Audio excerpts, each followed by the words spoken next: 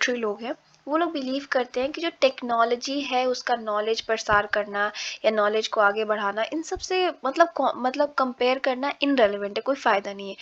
ये लोग सिंपली यही बोलते हैं कि टेक्नोलॉजी को जिस तरीके से आप प्रयोग करिएगा टेक्नोलॉजी वही बन जाएगा। आप लोग बहुत इस बात से बिलीव भी करते होगे। आपके पास टेक्नोलॉजी है, राइट नाउ आप एक एजुकेशनल वीडियो देख रहे हो, कोई और के पास टेक्नोलॉजी होगी, वो कोई कॉमेडी वीडियो देख रहा होगा।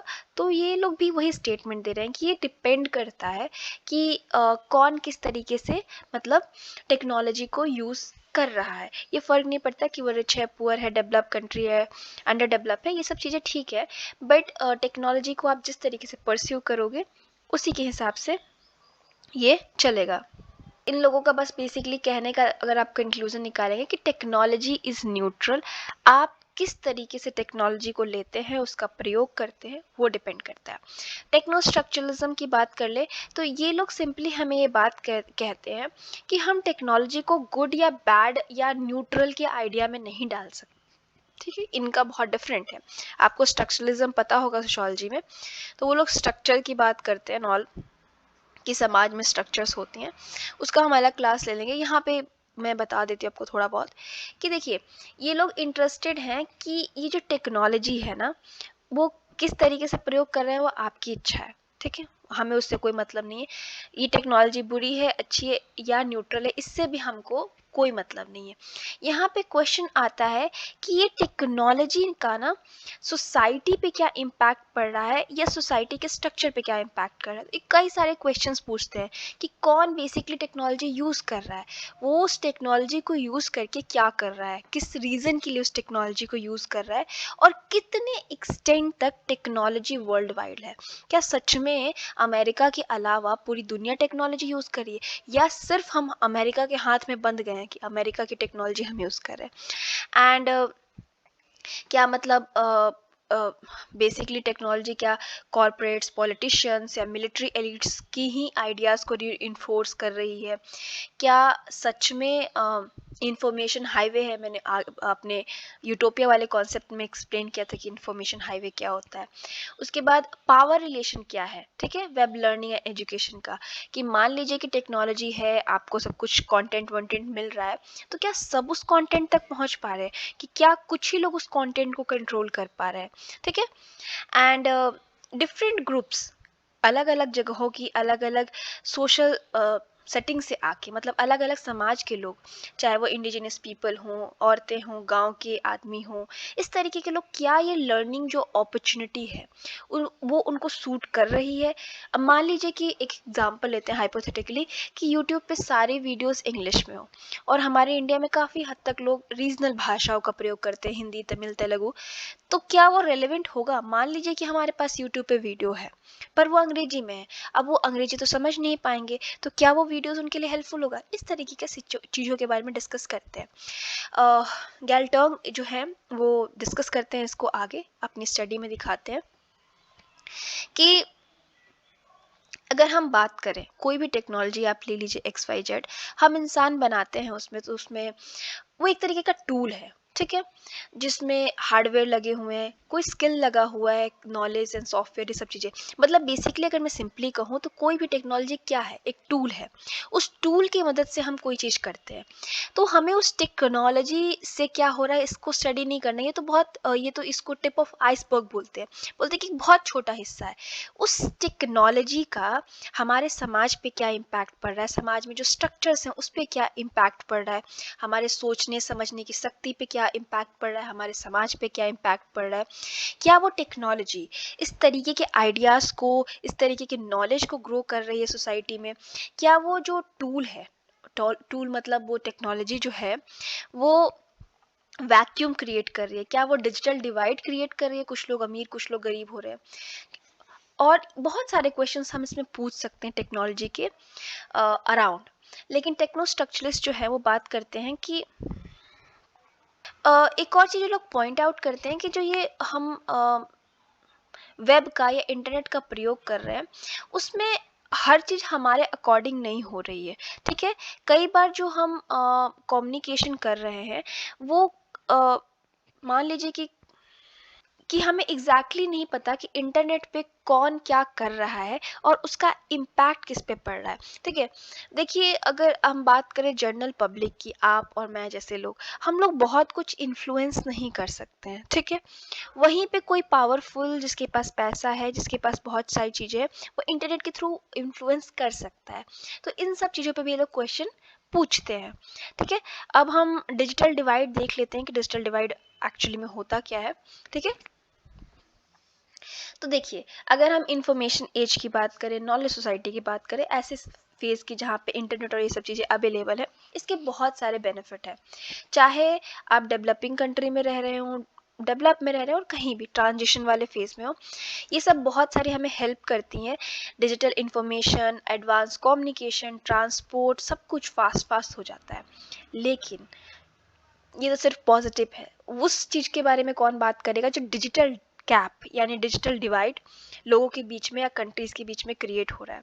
ठीक है, आप अभी इंटरनेट पे देख पा रहे हैं ये लेक्चर वीडियो, शायद कोई बहुत स्टूडेंट हो भी सकते हैं जिनके पास ये फैसिलिटी नहीं हो।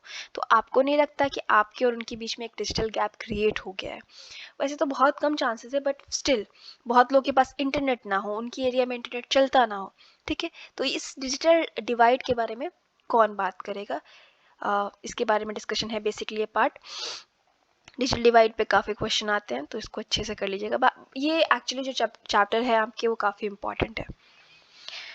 अब डिजिटल डिवाइड क्या होता है? तो gap between technology and empowerment and technology excluded communities in the world. ठीक है, जिनके पास लैक ऑफ इंफॉर्मेशन, मतलब इंफॉर्मेशन है ही नहीं, या कुछ कम्युनिटीज़, मतलब बेसिकली आप सिंपली मानिए, सिंपली भाषा में, कि उनके पास वो टेक्नोलॉजीज नहीं है जो आपके पास हैं। आपके फ़ोन में मे बी जोमेटो होगा, आपके फ़ोन में कॉर्सेरा हो या यूट्यूब हो, और बहुत सारे इस तरीके के प्लेटफॉर्म हो। कोई ऐसा पर्सन होगा कि उसके पास फ़ोन ना हो। इसे डिजिटल हम डिवाइड कहते हैं। कुछ कम्युनिटीज़ जो होती हैं वो नहीं पहुंच पाती, उनको हम बोलते हैं। ठीक है, अब कुछ कंट्रीज़ के बीच में भी है, कुछ कंट्रीज़ जो है वो वेल डेवलप है, कुछ कंट्रीज़ नहीं डेवलप है, उनके बीच में भी डिजिटल डिवाइड हो सकता है। तो एक चीज़ हमें समझना पड़ेगा, जो डिजिटल डिवाइड है वो कंट्रीज़ के बीच में इंक्रीज़ हो रहा है। जैसे कि आप एग्जांपल लें, अमेरिका, कनाडा, यूरोप की बड़ी बड़ी कंट्रीज़, तो उनके पास ज़्यादा एक्सेस है, इंटरनेट हो गया या टेक्नोलॉजीज़ का। अगर कंपेयर करें अफ्रीका के कंट्रीज़ हो गई, हम खुद हो गए, या और भी एशिया की कंट्रीज़ हो गई, तो ऑफकोर्स कंट्रीज़ के बीच में डिवाइड बढ़ रहा है। और जो ये बेनिफिट मिल रहा है इस रेवोल्यूशन का, टेक्नोलॉजी आने से जो बेनिफिट मिल रहा है, वो कुछ ही लोगों के हाथ में है। मान लीजिए कि आप कितने भी ऐप क्रिएट कर दें, आप एजुकेशन के ऐप दे दें, लेकिन अगर आपके घर पे कंप्यूटर ना हो, आपके घर पे फ़ोन ना हो, तो उस ऐप को क्रिएट करने से तो डिजिटल डिवाइड ख़त्म नहीं हो जाएगा ना। मतलब बेसिकली कहने का मतलब ये है कि लोगों के पास अभी बेसिक नेसेसिटीज़ की जो चीज़ें हैं, मोबाइल फ़ोन हो गया, चाहे कंप्यूटर हो गया, वो उनके घर पे नहीं है। आप चाहे कितना भी रिवोल्यूशनरी कर दें, अगर उनके घर तक वो नहीं पहुंचेगा, तो वो जो रिच और पुअर के बीच में जो लाइन है, जो गैप है, वो हमेशा रहेगा। ठीक है, एंड कहीं ना कहीं हमें देखने को मिलता है कि इंटरनेट डिवाइड है। रिच काफ़ी रिच होता जा रहा है, उसके पास काफ़ी सारे टेक्नोलॉजीज़ और ये सब चीज़ें हैं। वहीं पे पुअर हर मामले में कहीं ना कहीं डिसएम्पावर्ड हो रहा है।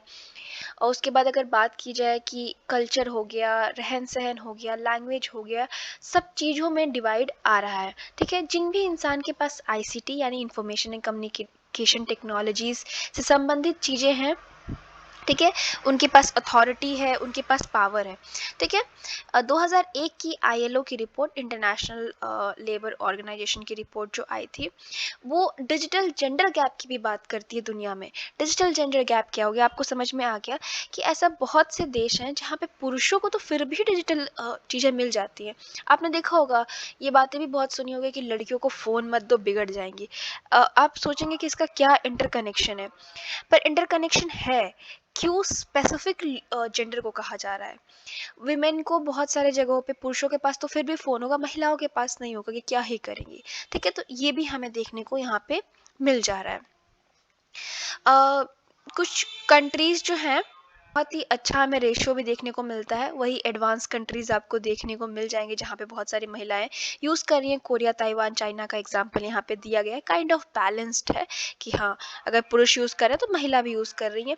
पर ये ध्यान से देखिए कि ये कंट्रीज़ कौन-सी हैं, ठीक है? काफ़ी लाइक अच्छी कंट्रीज़ की बात हो रही है यहाँ पे, ठीक है?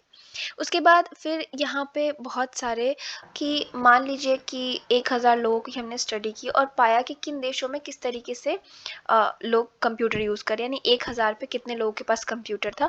अलग अलग देशों से हमें आंकड़ा मिला, जैसे कि साउथ अफ्रीका में कुछ 1000 में 27 लोगों के पास कंप्यूटर था, 38 172 सिंगापुर में था, 348 स्विट्जरलैंड में था। इसी तरीके से हमने एक स्टडी किया, डेटा है ये, आप देख लीजिएगा। मैं यहाँ पे इसमें ज़्यादा डिटेल में नहीं जा रही। द क्वेश्चन ऑफ लिटरेसी, ठीक है, इन नॉलेज सोसाइटी। तो एक अभी जो आईसीटी ने, इंफॉर्मेशन एंड कम्युनिकेशन टेक्नोलॉजीज ने, जो दो मेजर चैलेंजेस एजुकेशन के हमारे सामने ला के खड़े कर दिए। सबसे पहले अगर हम बात करें कि appropriate integration of ICT into overall education system, कहने का मतलब क्या है कि जो इंफॉर्मेशन एंड कम्युनिकेशन टेक्नोलॉजीज़ है उनका ओवरऑल एजुकेशन सिस्टम या इंस्टीट्यूशन जो एजुकेशन का है उसमें हम मतलब मिक्सचर करें। मान लीजिए कि आपने ऑनलाइन अप्लाई किया, ऑनलाइन असाइनमेंट सबमिट हो रहा है, ऑनलाइन क्लासेस हो रही हैं, सब जगह इंटरनेट है, आपको ऑनलाइन लाइब्रेरीज मिल जा रही हैं, आपको ऑनलाइन रिसोर्सेज मिल जा रहे हैं। वो होगा फुली मतलब इंटीग्रेटेड है, आपके पास एनिमेटेड वीडियोज़ हैं समझने के लिए कि क्या चीज़ें, आपका कॉन्सेप्ट क्या है, किस तरीके से काम कर रहा है। तो इसकी बात की जा रही है। दूसरी बात इसमें यह की जा रही है कि equity and increase education opportunities for all. ये नहीं कि हमने टेक्नोलॉजी तो ला दी, हमने पूरा इंटीग्रेशन भी कर दिया यूनिवर्सिटीज़ में, लेकिन सिर्फ कुछ एलीट लोगों के बच्चे पढ़ पा रहे हैं। हर किसी को, वो चाहे अंडर प्रिविलेज बैकग्राउंड से आता हो या वेल्दी नहीं हो, अमीर ना हो, फिर भी उसको अपॉर्चुनिटी एजुकेशन की हो। हमें अमेरिका में रिसर्च ऑफ कोर्स आपको मिलेगा, ज़्यादा इस फील्ड में हुआ है। तो अमेरिका से ही अगर हम डेटा देखें, अमेरिका में ज़्यादातर रिसर्च हुए हैं। अमेरिका का अगर हम डाटा देखें तो हमें देखने को मिलता है कि वहाँ पे जो मतलब जो भी डेटा हमें निकल के आती है, तो वहाँ इंफॉर्मेशन कम्युनिकेशन टेक्नोलॉजीज़ का बहुत ज़्यादा कॉलेजेस वगैरह में प्रयोग किया जाता है। कॉलेजेस में काफ़ी इंटरनेट ये सब अवेलेबल है। लेकिन जो इक्विटी गैप है, यानी असमानता जो है वहाँ पे शिक्षा के फील्ड में, वो बढ़ती जा रही है, क्योंकि अमेरिका में शिक्षा है भी बहुत महंगा, ठीक है। कुछ ही पर्टिकुलर वाइट लोगों के बच्चे ही, कुछ ही पर्टिकुलर हाई क्लास लोगों के ही बच्चे ही पढ़ पा रहे हैं, और ये गैप हमें मतलब खराब होता जा रहा है, ठीक है।